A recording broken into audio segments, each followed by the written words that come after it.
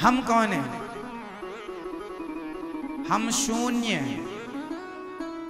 और राम जी भगवान जी कौन है? अंक। अच्छा बताओ, शून्य बड़ा कि अंक बड़ा? शून्य बड़ा कि अंक? जोर से। अंक। एक दिन शून्य को घमंड आ गया। शून्य ने कहा अंक से, अरे अंक, तुम तो एक एक चलते हो, हम 10 चलते हैं। तुम 1 कदम चलते हो, हम 10 कदम चलते हैं। तुमसे बड़े हम हैं, तुम्हारी कोई हैसियत नहीं है, अपनी हैसियत में रहा करो। अंक से कहा शून्य ने। क्योंकि 1 के पीछे शून्य लगा देने से क्या हो जाता है? 10। मतलब शून्य संख्या को 10 गुना बढ़ा देता है। सही है? 2 शून्य लगने से संख्या हो जाती है 100। तो शून्य जो है संख्या को 10 गुना बढ़ाता है। तो शून्य ने कहा संख्या तुम्हारी कोई वैल्यू नहीं है, क्योंकि तुम 1 2 3 4 चलती हो 1 कदम, हम सीधा 10 कदम चलते हैं। तो अंक बोला, संख्या बोली, शून्य भाई साहब यदि आप बड़े हैं तो एक काम करो, फिर आप ही बैठो, हम चली। तो शून्य शून्य रह गए 5, आगे की संख्या हट गई। 5 शून्यों की भी वैल्यू तब है जब सामने संख्या हो। 2 शून्यों की भी वैल्यू तब है जब सामने अंक हो, संख्या हो। अंक नहीं तो शून्य का कोई अस्तित्व नहीं। उसी प्रकार राम नाम एक अंक है, बाकी साधन शून। राम रहे 10 गुण है, राम बिना सब शून। भगवान अंक है, हम सब शून्य हैं।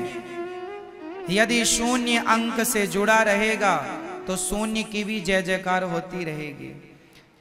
यदि शून्य संख्या से हट गया तो शून्य की कोई हैसियत नहीं।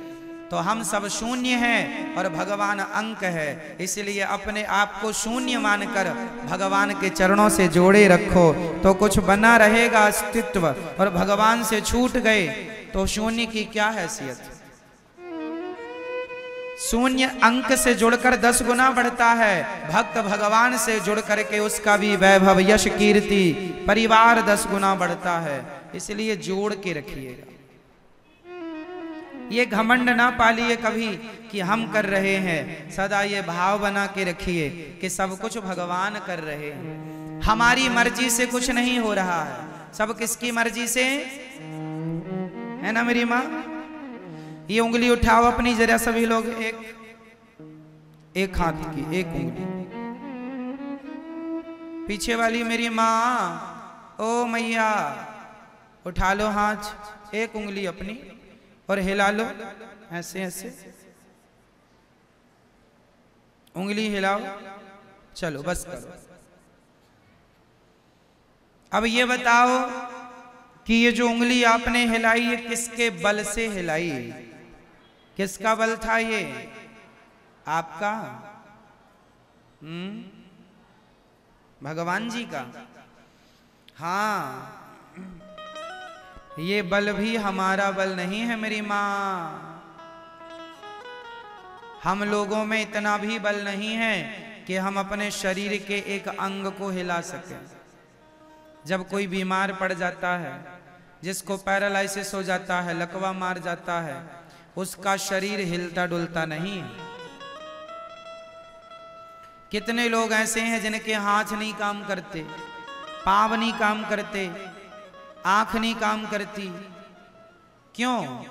जब तक भगवान चाहेंगे तब तक वाणी काम करेगी, जब तक भगवान चाहेंगे आंख काम करेगी, भगवान चाहेंगे तो कान काम करेंगे, भगवान चाहेंगे तो हाथ काम करेंगे, भगवान चाहेंगे तो पांव काम करेगा, भगवान नहीं चाहेंगे ना तो शरीर होगा, रखे रहो अपना शरीर, कोई पार्ट्स काम ही नहीं करेंगे। जिसे कहते हैं पैरालाइसिस हो गया, लकवा मार गया, आधा शरीर काम नहीं करता। क्यों नहीं करता? जब तक भगवान की इच्छा है काम करता है, इच्छा नहीं है काम नहीं करता।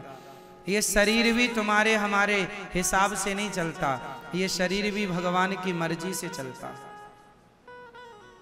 हमारे आपके हाथ में कुछ भी नहीं है मेरी माँ, कुछ भी नहीं। इसलिए व्यर्थ का घमंड ना किया जाए किसी चीज का, व्यर्थ का अभिमान ना पाला जाए किसी चीज का। माल खजाना को तो छोड़ दो मेरी माँ, ये शरीर भी अपनी संपत्ति नहीं। हम आप सब मरेंगे ना तो ये शरीर भी छोड़ के जाना पड़ेगा। इसका अर्थ यही है कि हम घमंड किसका करें। ये उंगली भी हम अपने बल से नहीं हिला रहे हैं, इसमें भी भगवान की शक्ति है। जो बीमार पड़ जाता है, कई बार आप इतने बीमार पड़ जाते हैं कि आपको हाथ पांव हिलाने की भी हिम्मत नहीं बचती। आप लोग कई बार कहते हैं हमारी आंख खोलने की हिम्मत नहीं है बीमार पड़ने पर। ऐसा होता है कि नहीं कि आंख खोलने की भी हिम्मत नहीं है। तो ये जो हिम्मत कह रहे हो आप, ये हिम्मत कहां से आ रही है? कौन है ये आंख खोलने की हिम्मत देने वाला, चलने फिरने की हिम्मत देने वाला? तो क्यों हम ये कहें कि ये सब हम कर रहे हैं? हम कौन हैं ये बताओ, हम कौन हैं? कौन है आप? आपका परिचय क्या है? कौन है आप? कुछ भी नहीं है हमारा अस्तित्व, फिर भी हम लोग अपनी डींगे मारते फिरते हैं। हम ये हम वो ना, कुछ नहीं है। अभिमान त्याग दो, मिटा दो।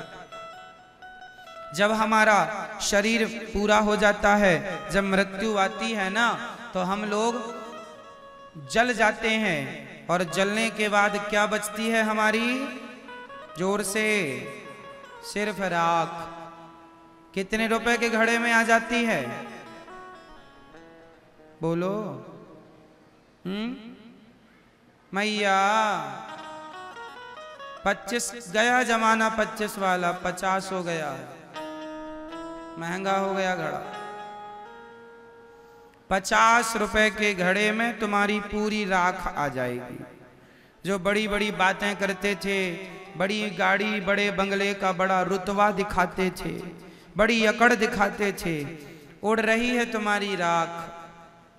50 रुपए के घड़े में पूरी की पूरी, है ना?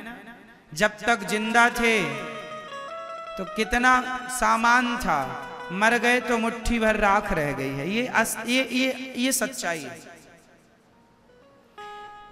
कितने ऐसे आपने देखे होंगे जो आपके देखते देखते जिनका नाम, जिनका यश, जिनकी कीर्ति, सब कुछ पड़ा का पड़ा, धरा का धरा रह गया, अंत में मुट्ठी भर राख बन गए। हाँ, आप में से कितने लोग ऐसे हैं जो एक दिन राख हो जाएंगे? अरे सब लोग हैं, सब। तो आप लोग राख हो क्या? हाँ, हम भविष्य की राख हैं।